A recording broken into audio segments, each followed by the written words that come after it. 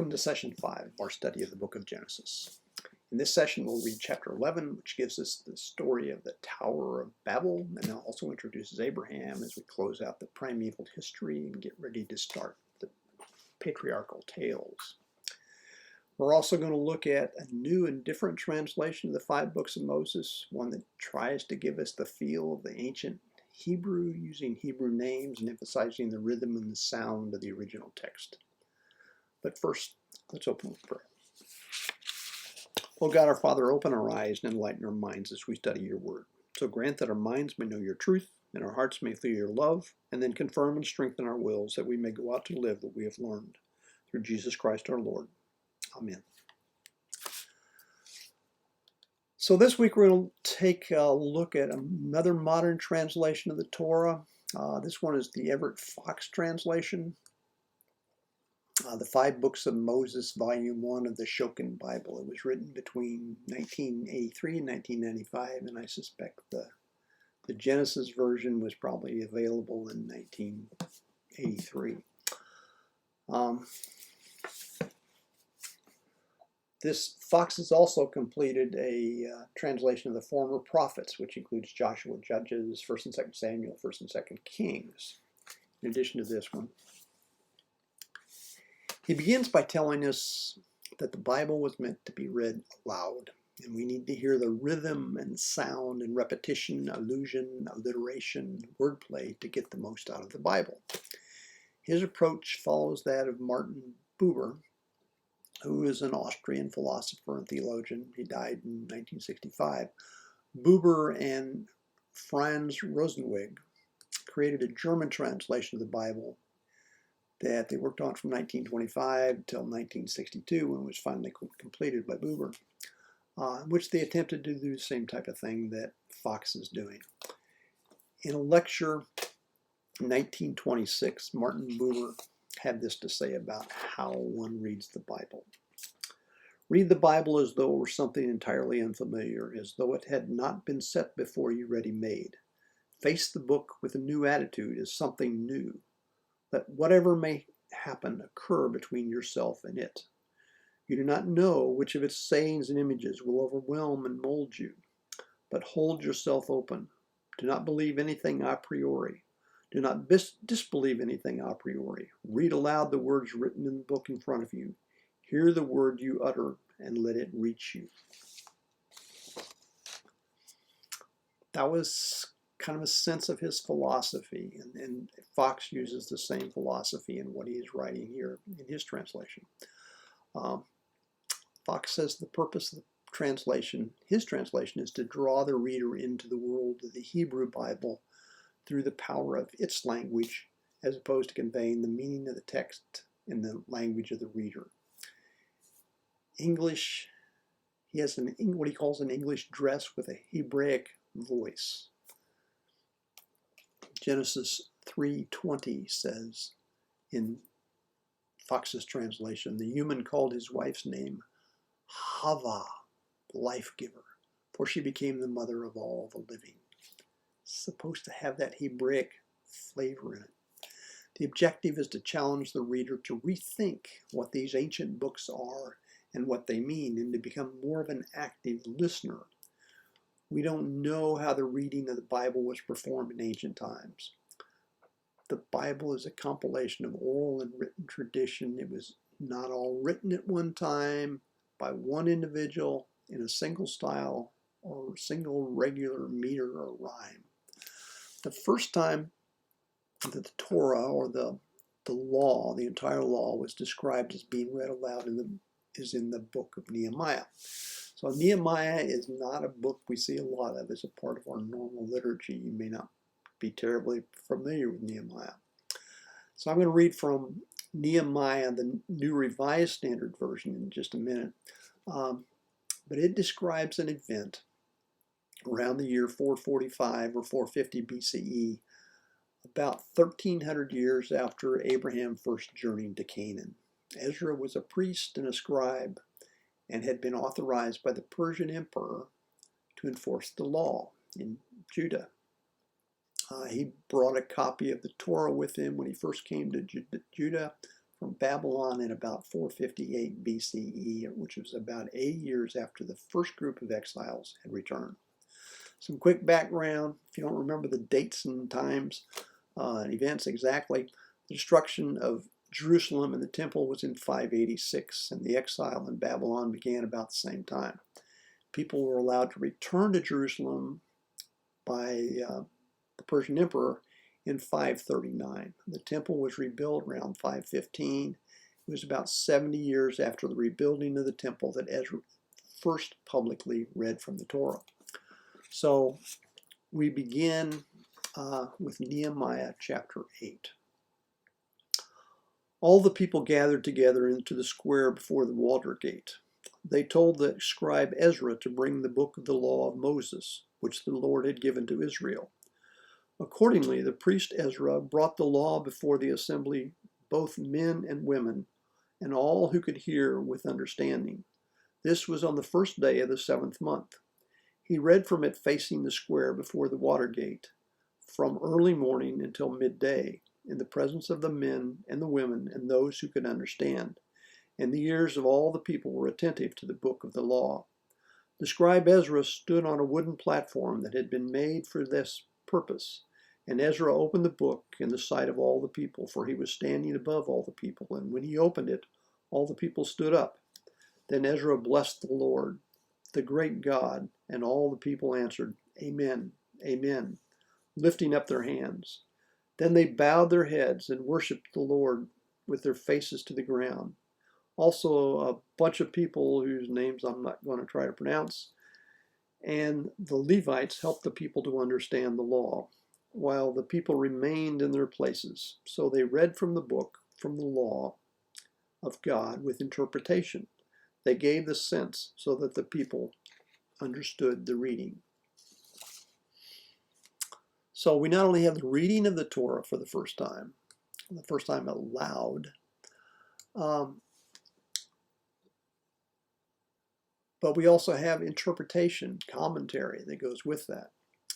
In ancient times and early into the Common Era, even solitary readers read aloud. In the late 4th century, St. Augustine was astonished one time when he found someone who had read silently to himself. It just wasn't done. You always read aloud, even if you're in a room all by yourself.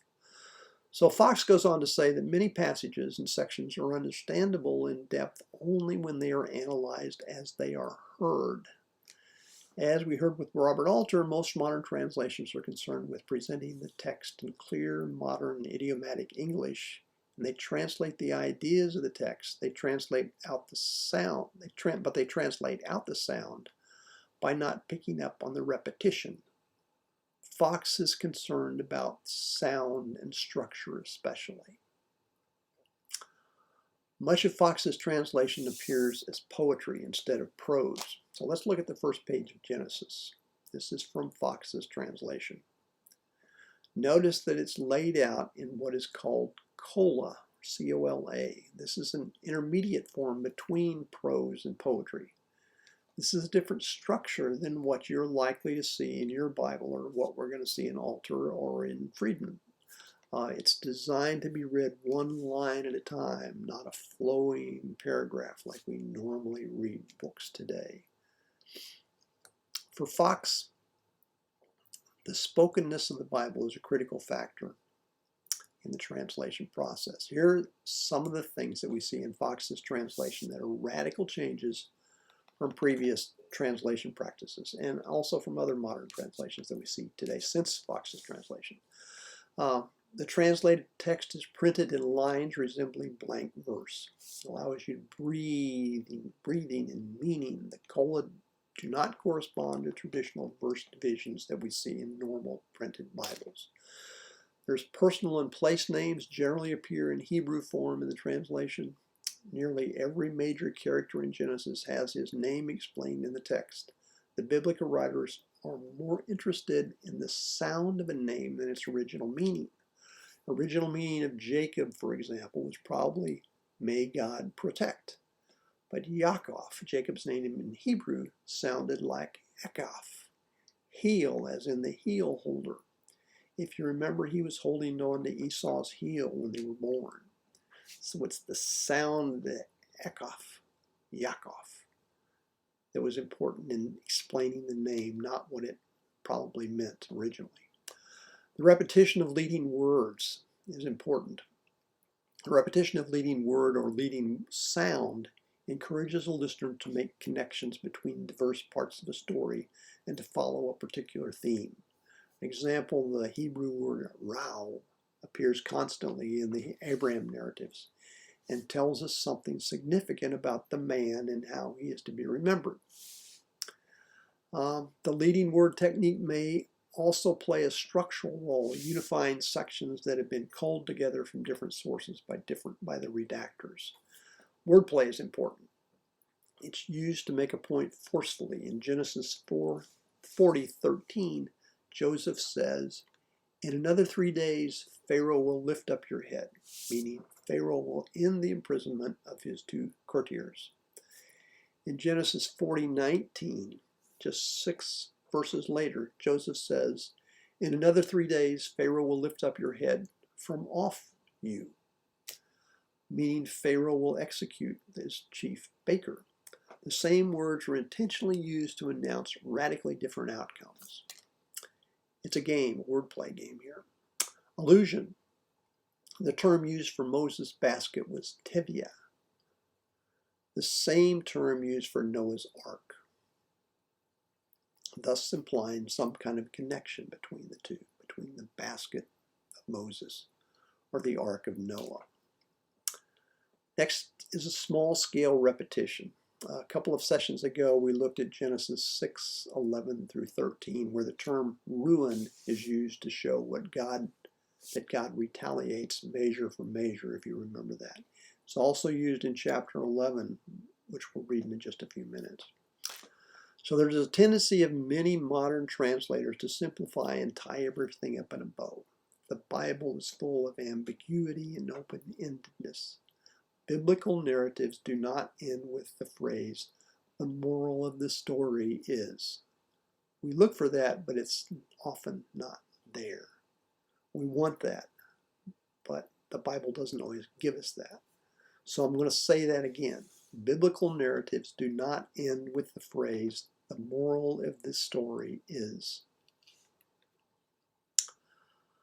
So Fox, in his translation, he attempted to stay true to the Masoretic text type of the Torah, not from some imagined original text, which we don't have. If you remember, the Masoretic text was put together in the 7th through the 10th centuries of the Common Era, that's AD. He tried to avoid using the Septuagint or the Greek translation or other sources. He tried to stay with the Masoretic text as much as possible. Alter, on the other hand, used all the sources he had. But like Alter, Everett Fox doesn't deal much with what we call original sources. The P source and the J source and the E source and the D source. Friedman does that some, and we get that information from other places, but not so much. We're not going to see that much with Fox's translation. Fox works with the final form of the Torah, how they fit together to provide some coherent religious message. And he's aware that the redactors existed and how each time they did something in there, it could have altered the meaning some of the text that came before that. But he works with the final text. So there's a guide to pronunciation of Hebrew names from Fox's book in your handout. The Genesis commentary by Everett Fox also uses a rhetorical approach and is limited primarily to literary comments. So if you actually look at his Bible, and there is a copy of his Bible somewhere in our building. I haven't seen it recently, but there's a green copy of I think Genesis and Exodus by Fox, the Schocken Bible, floating around somewhere in the building, and you may have seen it before. But if you look at the commentary there, he's only going to deal with the character development and themes. He avoids things like history and issues pertaining to origins and textual history or archaeology. However uneven Genesis may appear, Fox tells us it's not just a collection of stories of oft repeated. It's a coherent picture with repeating themes. Genesis is a book about origins, linking the origins of the people of Israel with that of the world. Unlike the rest of the Torah, it stresses God's role. There is no story of the origin of God here. The book is primarily about God's relationship to the people and what God expects of them. So with that, we're going to go to chapter 11, story of Babel and the introduction of Abraham. So I'm going to begin with, and I'm going to use Fox's translation because you'll notice it's a little bit different than some of the translation we've been using from Robert Alter. So 11 verses 1 through 4. And listen for the B sounds in here. Now all the earth was of one language and of one set of words. And it was when they migrated to the east that they found a valley in the land of Shinar and settled there. They said, each man to his neighbor, "Come now, let us bake bricks, and let us burn them well burnt." So for them brickstone was like a building stone, and raw bitumen was for them like red mortar. And they said, "Come now, let us build ourselves a city, and a tower, its top in the heavens. And let us make ourselves a name, lest we be scattered over the face of all the earth." So in ancient Mesopotamia, there were what were called ziggurats, which is a rectangular, steep, stepped tower, sometimes surmounted by a temple. Ziggurats at first attested in the late 3rd millennium BCE, and probably inspired the biblical story of the Tower of Babel that we're reading here. In early Canaan, structures were generally built of stone, not of brick. Notice there's nothing in this story about trying to get to where God is in heaven. The reference is to a tall building that reaches into the heavens, not about getting to God. They're just trying to build a monument to make a name for themselves. The intent of this story, why it's here in this part of the Bible, is against urbanization, building cities, and the confidence of humanity in feats of technology. God doesn't seem to want that. We're going to read verse 5 through 9 here. But Yahweh came down to look over the city and the tower that the humans were building. Yahweh said, "Here, one people with one language for them all, and this is merely the first of their doings. Now there will be no barrier for them in all that they scheme to do. Come now, let us go down there and let us baffle their language, so that no man will understand the language of his neighbor." So Yahweh scattered them from there over the face of all the earth, and they had to stop building the city. Therefore its name was called Baphel, or Babel. For there Yahweh baffled the language of all the earth folk, and from there Yahweh scattered them over all the face of the earth. So the story shows a symmetry in here. There's a major theme. Man proposes, God disposes. The builders say, "Come, let us bake bricks." God says, "Come, let us go down." The people are concerned lest we be scattered, and God responds by scattering them. Look at the alliteration of all the B words in here. We had bake bricks, burn them well burnt, brickstone like building stone, raw bitumen, build, building, no barrier, baffle their language, stop building the city.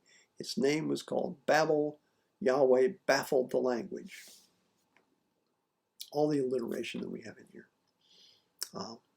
Something that Fox focuses on. He wants to show that that's important. In some of the other translations, we don't see that so much. I'm going to read on from the Tower of Babel to Genesis 11, verse 10 through 26. This is the begettings of Shem. 10 through 26.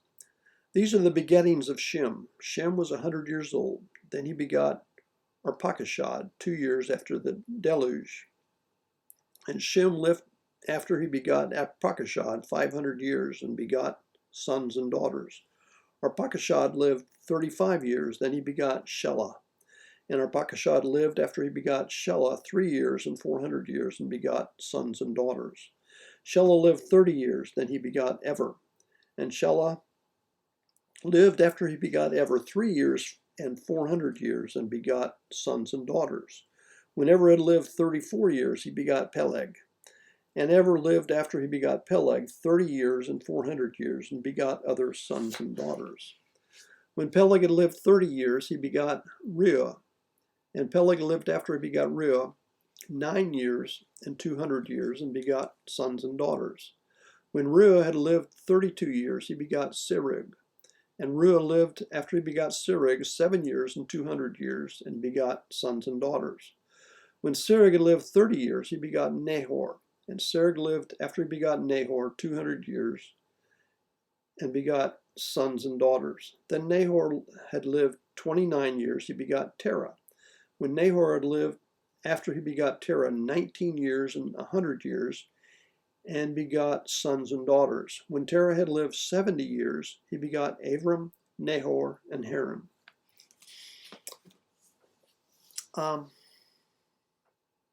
Notice the way the ages are expressed in this translation are different than what we're used to. Nahor lived after he begot Terah 19 years and 100 years. That sounds a little bit strange to our ears. It's supposed to. Alter translation says, and Nahor lived after begetting Terah 119 years. That sounds like it's supposed to sound to us, but it's different in Hebrew. And Fox wants to make it sound a little bit more like Hebrew. There's 10 generations from Shem to Abraham, as there were 10 from Adam to Noah, both ending with a father who has 3 sons. Longevity is now cut in half and then halved again with the later part of the list. Now men only have extraordinary lifespans, not the legendary lifespans of their ancestors. We're not quite down to the 120 years that God claimed after a few chapters back, but we're getting closer. So a lot of numbers games here. The number of years from the birth of Shem's son to Abram's migration to Canaan is 365. That's a number that we've seen before somewhere. Let's go on with 11:27 through 32. This is through the end of the chapter. Now these are the begettings of Terah. Terah begot Avram, Nahor, and Haran. And Haran begot Lot. Haran died in the living presence of Terah, his father, in the land of his kindred, in Ur of Chaldeans. Avram and Nahor took themselves wives. The name of Avram's wife was Sarai. The name of Nahor's wife was Milcah, daughter of Haran, father of Milcah, and father of Yiscah. Now Sarai was barren. She had no child. Terah took Avram his son, and Lot, son of Haran, his son's son, and Sarai his daughter-in-law, wife of Avram his son. They set out together from Ur of the Chaldeans, to go to the land of Canaan. But when they had come as far as Haran, they settled there. And the days of Terah were 5 years and 200 years. Then Terah died in Haran. And that's the end of chapter 11. We're going to look for a few minutes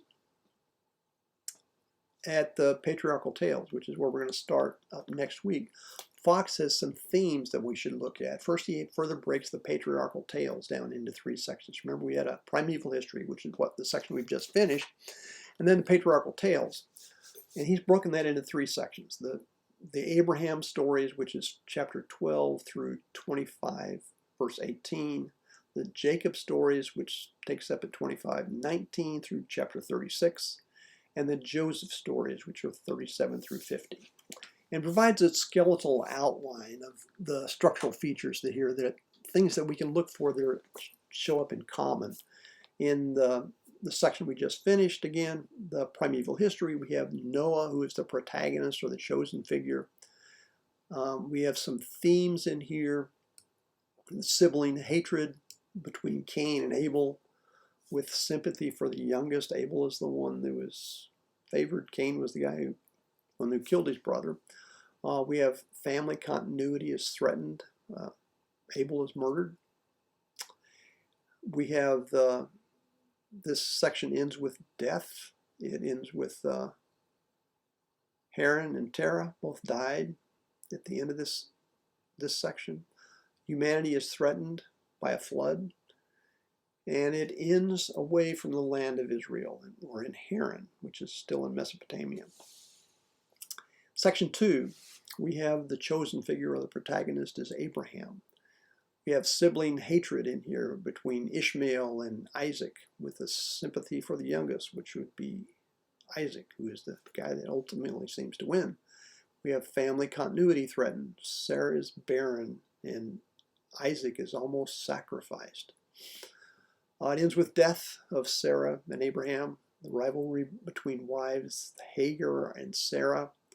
The barren wife story is Sarah again. The wife's sister story in chapter 12 and 20. See the same story twice that Abraham used. It ends with the genealogy of the non-covenant line of Ishmael.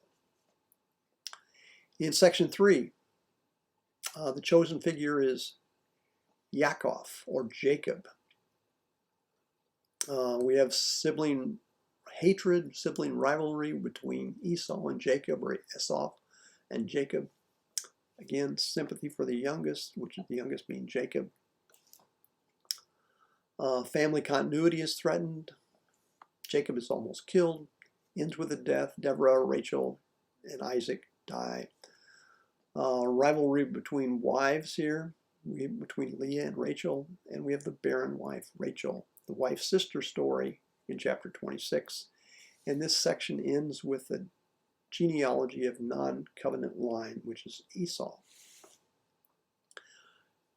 Fourth section, the final section, is the chosen figure is Joseph, or Joseph. The sibling hatred between the brothers and Joseph, with sympathy for the youngest, which is Joseph. Well, Benjamin is literally the youngest, but he wasn't around for that battle. Family continuity is threatened when Judah's sons died. Joseph is almost killed. His family almost dies in famine. It ends with death. Jacob, Yaakov, and Joseph both die at the end of this section. And humanity is threatened by, this time, famine. And it ends away from the land of Israel in Egypt. So, repetition of themes that we see in each of these sections that shows up. We see all sorts of themes that show up over and over here, but these are some of the major themes that we're going to look for in primeval history that also mirror what we saw in the first section here. So, next week, primeval history, we'll do chapters 12 through 16. I think somewhere I wrote down we're going to do 12 through 17. We're not going to get that far. It's 12 through 16 next week. Story of Abram, Sarah, Isaac, Rebecca. Beginning next week. In the meantime, be safe. We'll see you Wednesday night. Thanks.